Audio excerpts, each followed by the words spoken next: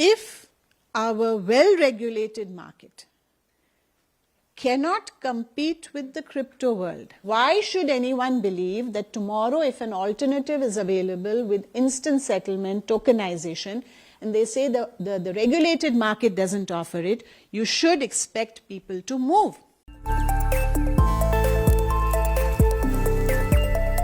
Hello and welcome to Investors Hangout. This weekly interaction to help you learn and understand savings and investment issues is brought to you by Aditya Birla Sun Life Mutual Fund and Value Research. Now, a lot has been happening in the financial world. Hordes of people are jumping onto the crypto bandwagon here in India and other speculative assets. And the Sebi chief has expressed concern over the froth building up in the mid and small cap segments. We'll talk about that and much more in today's episode with Dhirendra Kumar. Welcome, Dhirendra. Thank you.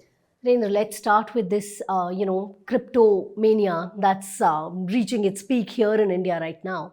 What's really happening and how to deal with this? What is happening is a speculative boom. Now everything has been clarified about crypto, that how the tax, what will be the tax treatment of the gains, and also emergence of a clear market, that when you're buying Bitcoin, now you have greater transparency in terms of how you are getting it and the exchange, which is more credible and it is part of FIU and all that.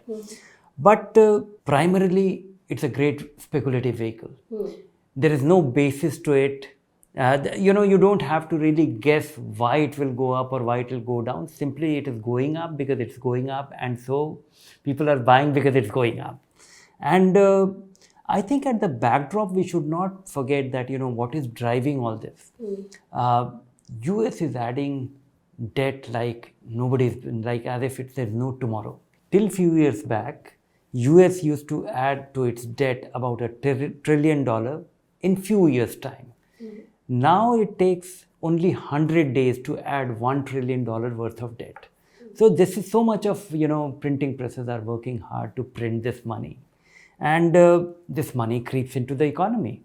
And then the price of Bitcoin and the price of gold is actually the exchange rate, is the currency rate. So this money chasing those assets and the price going up. So supply of money.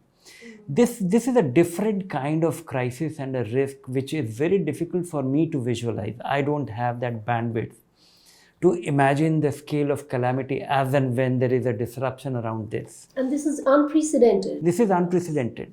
And it is relentless. It is ongoing. And I don't know. And I really don't think that I have, I have any solution in my mind. I only think that it is a problem.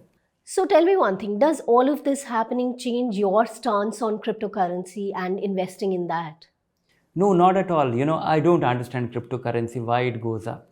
Of course, now I'm beginning to understand that why it is going up, because there is just too much money chasing it. And it is the simplest speculative vehicle. You have no basis to it. It's going up and it's going up. The settlement is so easy and it's 24 hours. There is no market timing. It's a global market. And now it is a fairly accepted one. And it has also gained legitimacy post the clarification that how it will be taxed and all that. And also, some of the bad players have been phased out of the Bitcoin market. And now we have, at least now you are buying Bitcoin and getting it. Earlier you were buying Bitcoin and you never got it. And the scale of fraudulent thing that happened around it was unprecedented. But now I think, it has turned out to be a wonderful speculative vehicle. So keep speculating. There is no basis to it. Have your fun allocation. The money which you can afford to lose, the money which you can afford to lose its value by 80% in 3 months' time, because there will be something which will drive it sometime, or once in a while, or it may sustain itself. And I have been consistently wrong with crypto's direction because I don't have a reason. All I know is that there is nothing underlying. I don't understand why it should be going up, why anybody should own it. I can still understand gold because, Indians and Chinese, they gain prosperity and they buy gold and it has a worth. It has been a store of value for a long time. And it is expected to be a store of value for even longer. It has the longest history. But this is one thing which it remains speculative, but it can keep going up. And I think, one should be very careful, and any thoughtful investor should not even consider it. Anybody who is wanting to take a punt on it should well do it, because it can keep going up. But make sure that you have ring fenced your boundaries. Small and mid caps. We've looked at the data, we've analyzed it in conjunction with the industry. Are there some companies and segments which are being re-rated today, and that's a good thing? So yes, that is also true. But are there others where the valuation parameters seem to be off the charts and not supported, by fundamentals at all, and completely appearing to be, as regulators like to call it, irrational exuberance? So there are pockets of that. So it's not a one size fits all. It's there are pockets of re-rating, which is good. There are pockets of froth, which is not good.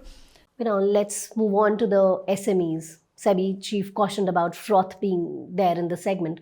What is your, how do we make sense of it? What does that mean? Oh, this is a froth which has been building up, and this is quite understandable. These are tiny companies, these are small companies, and these companies go public with a very lenient rules available for them. When a company has to go public, it has to comply with all kind of transparency, disclosure standards, and they have to comply with subsequent listing norms. But the SME exchange listing happens in a very different way. They don't have to really go public. They can appoint a market maker, and the market maker starts creating the market by the promoter starts diluting his positions. It may not be as transparent as the normal stock exchange listing is, the way IPO happens. This could be very different, and we have come to know that because the supply side can be completely regulated by the promoters. Here are companies which are able to raise a small amount of money, and mostly the promoters are able to liquidate, and the price can be rigged very easily. I would say that this is a not so nice part of the market. It is still Wild West when it comes to small exchanges.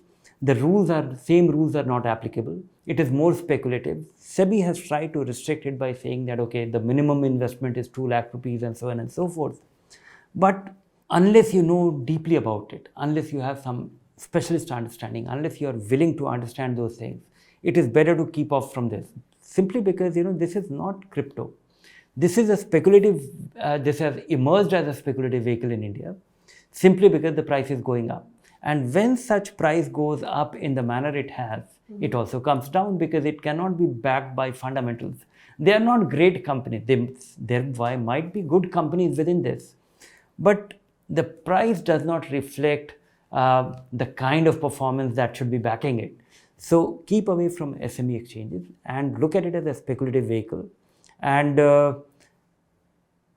good times will be followed by bad times. Go with that assumption.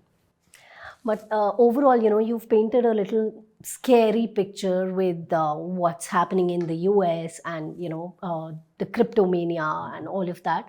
What should a normal retail investor do in such circumstances? Don't follow me. In the sense that if you are doing your SIP in small cap fund with a 5-year time frame in mind, if you are doing your SIP in mid cap fund with 5 years time frame in mind, if you are doing your SIP in a multi-cap fund, which we keep insisting that you should do that. If any investor is doing his SIP in aggressive hybrid fund, if he's a new investor, don't listen to me. Carry on with your plan, because what is happening right now will translate into madness in the market.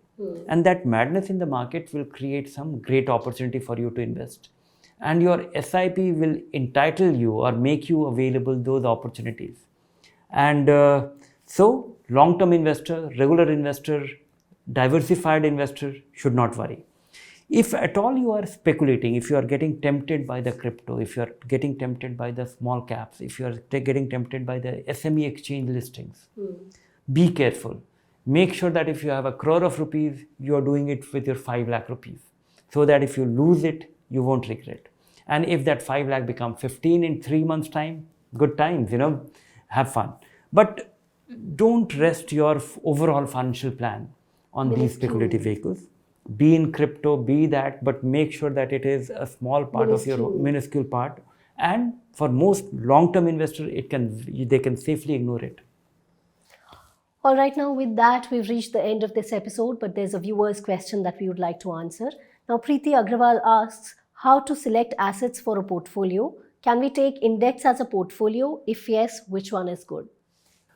Yes, one should safely take index as choose index as an investment, and there are good index funds available.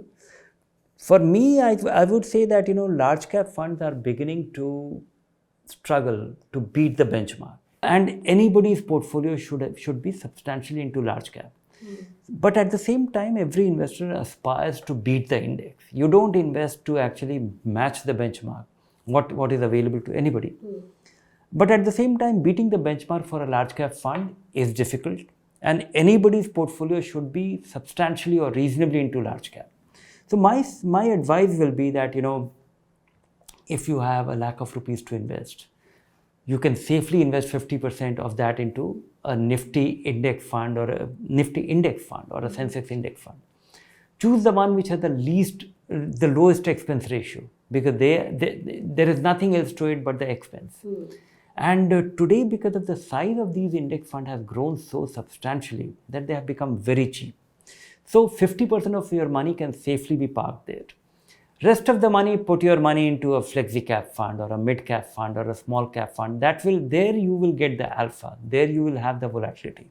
And for half of the money, you will be assured of the lower expense and a good part of the market exposure, which should be in large cap anyway.